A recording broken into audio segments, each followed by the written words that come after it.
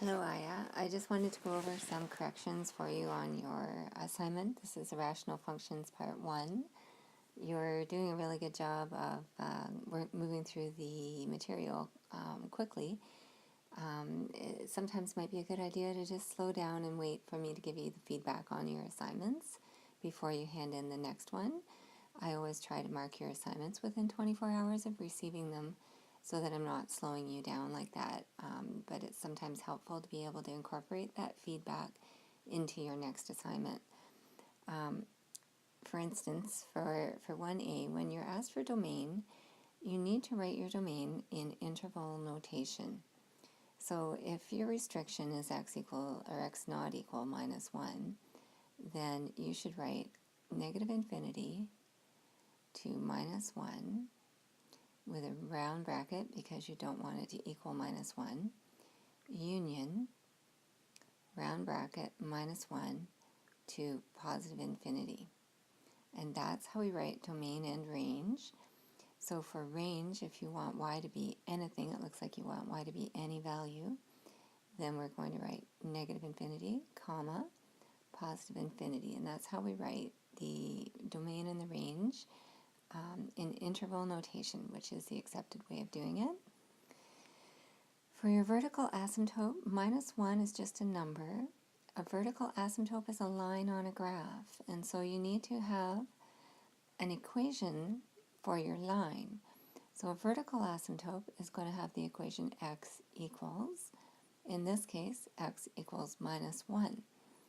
A horizontal asymptote is a horizontal line on the graph, and that always has the equation y equals, in this case, y equals 0.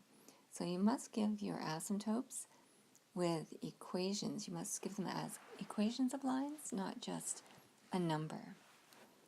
So the same thing for the domain for number b. You want to write that in interval notation.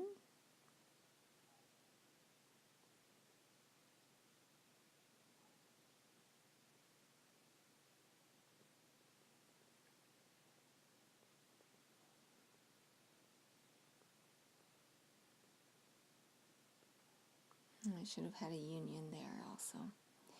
And the range again, negative infinity to positive infinity.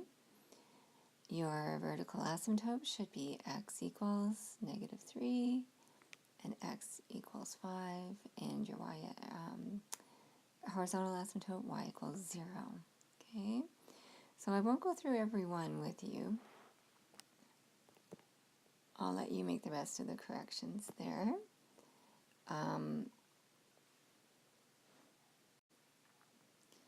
Just watch your form as well in question 2.